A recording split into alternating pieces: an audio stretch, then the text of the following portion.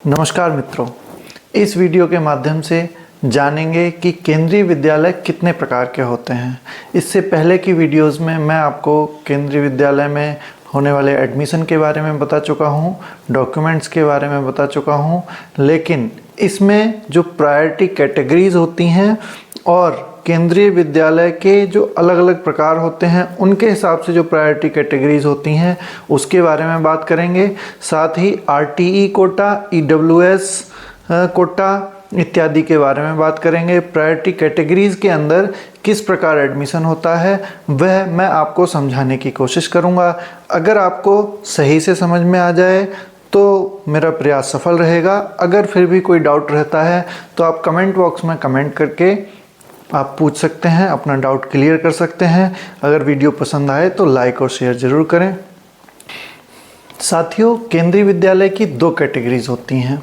Number एक, PSUs या PSUs आईएचएल केवी, अर्थात ऐसे केवी जो पब्लिक सेक्टर अंडरटेकिंग्स या आईएचएल्स, इंस्टीट्यूट ऑफ हायर लर्निंग्स, जैसे बड़े बड़े इंस्टीट्यूट्स होते हैं, आईआईएम, आईआईटी, एम्स इत्यादि, इनके अंदर इनके कर्मचारियों को विशेषकर पढ़ाने के लिए इन इंस्टीट्यूट्स के अंदर केंद्रीय विद्यालय बने होते हैं। तो ऐसे केंद्रीय विद्यालय को आईएचएल केंद्रीय विद्यालय या पीएसयू केंद्रीय विद्यालय कहे जाते हैं। दूसरी प्रकार के केंद्रीय विद्यालय होते हैं डिफेंस सेक्टर, जैसे कि केंद्रीय रिजर्व फोर्स जो होता है, सीआरपीएफ इत्यादि, military area, army area, cantt area इत्यादि में जो केंद्रीय विद्यालय खोले जाते हैं वो डिफेंस सेक्टर के केंद्रीय विद्यालय बोले जाते हैं। क्योंकि प्रायोरिटी कैटेगरी अलग अलग होती है और प्रायोरिटी कैटेगरी स्कूल के अनुसार बदल जाती है। अब आपको इसके बारे में थोड़ा विस्तार से बता देते हैं। ऐसे केंद्रीय विद्यालय जो आईएचएल इंस्टीट्यूट्स में स्थापित होते हैं वहाँ पर प्रायोरिटी कैटेगरी फर्स्ट में वहाँ के जो एम्प्लॉइज़ होते हैं उनके बच्चों को सम्मिलित किया जाता है, और प्रायोरिटी कैटेगरी 2 में केंद्रीय सरकार के कर्मचारियों के बच्चों को सम्मिलित किया जाता है। प्रायोरिटी कैटेगरी 3 में केंद्रीय पब्लिक सेक्टर अंडरटेकिंग्स के बच्चों को सम्मिलित किया जाता है। प्रायोरिटी कैटेगरी 4 में राज्य सरकार के कर्मचारी के बच्चों को सम्मिलित किया जाता है, और प्रायोरिटी कैटेगरी 5 में राज्य सरकार की पब्लिक सेक्टर अंडरटेकिंग्स के बच्चों को सम्मिलित किया जाता है। यह है आईएचएल केंद्रीय विद्यालयों के लिए। अब दूसरे प्रकार के जो केंद्रीय विद्यालय हैं, अर्थात डिफेंस सेक्टर के केंद्रीय विद्यालय, उसमें प्रथम कैटेगरी में केंद्रीय सरकार के कर्मचारी लिए जाते हैं। नंबर 2 पर पीएसयूज़, जो केंद्रीय पीएसयूज़ हैं उनको लिया जाता है। तीसरी प्रायोरिटी कैटेगरी में राज्य स्तर के कर्मचारी, और चौथी प्रायोरिटी कैटेगरी में राज्य स्तर के पब्लिक सेक्टर अंडरटेकिंग्स के कर्मचारियों को लिया जाता है। पांचवी कैटेगरी में सामान्य पब्लिक को लिया जाता है। मेरे अनुसार आपको प्रायोरिटी कैटेगरीज क्लियर हो गई होंगी। अगर आपको कोई डाउट है तो आप कमेंट बॉक्स में पूछ सकते हैं। अब आपको थोड़ा सा और बता दें कि इन कैटेगरीज के अंदर किस प्रकार से कोटा होता है।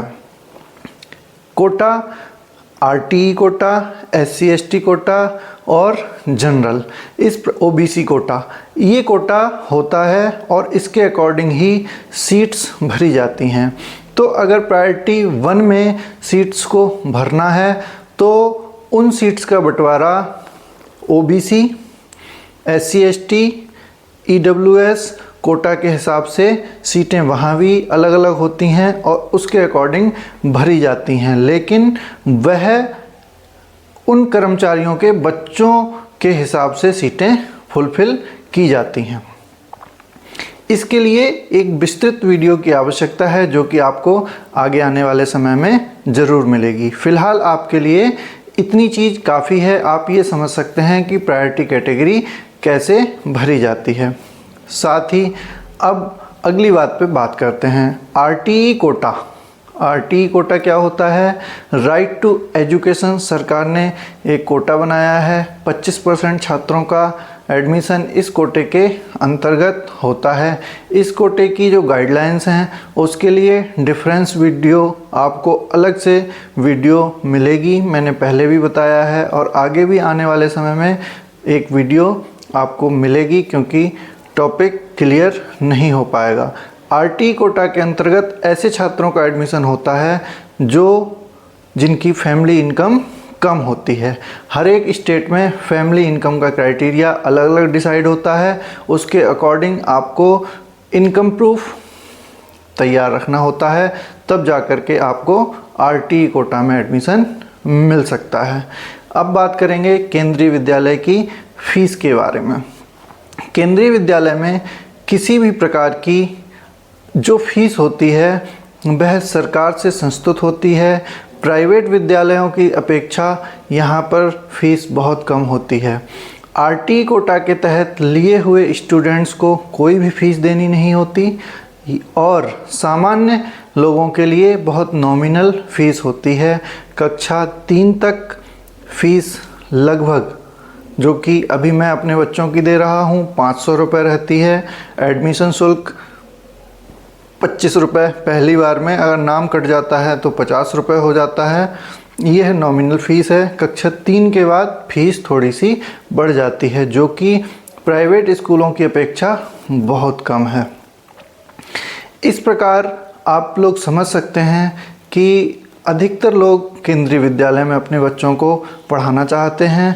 उसका कारण यही है कि कम फीस में अच्छे इंस्टीट्यूट में आपके बच्चे पढ़ सकते हैं। केंद्रीय विद्यालय के बच्चे आप जैसे कि रिसर्च कर सकते हैं, देख सकते हैं, आगे आने वाले समय में बहुत अच्छे अच्छे स्थानों पर जाते हैं, उनका मानसिक विकास बहुत अच्छा होता है।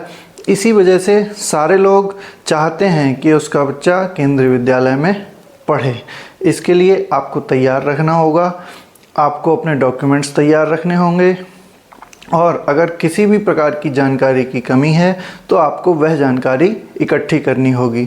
वो चाहे आप मेरे चैनल से करें, चाहे आप केंद्रीय विद्यालय की साइट से करें, चाहे अन्य यूट्यूब पर कई सारे चैनल हैं उनके माध्यम से करें, लेकिन आपको जानकारी मजबूत रखनी पड़ेगी क्योंकि जानकारी के अभाव में ही ऐसा होता है कि कुछ गलत जानकारियाँ दे देते हैं, जिससे अगर लॉटरी में नाम भी आ जाता है तब भी वह आपका एडमिशन निरस्त हो जाता है।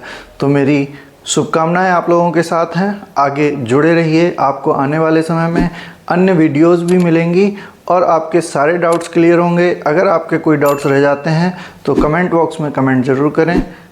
नमस्कार।